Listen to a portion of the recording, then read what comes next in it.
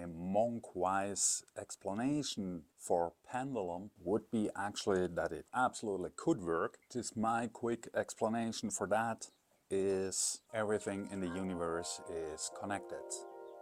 Therefore, all the information is already given. My thinking is we humans, we lost the connection to everything. Well, we did not lose it, but we still have it, but we forgot how to use it. So if pendulum actually would work, or for some people it is working, so I don't know if it's up to me or the pendulum or the chickens, but my body subconsciously knows if it's a hen or a roe, and with a pendulum over it, my body should give slight signals that makes the pendulum swing. I might be too blocked off from the universal informations, or the whole thing is pure nonsense.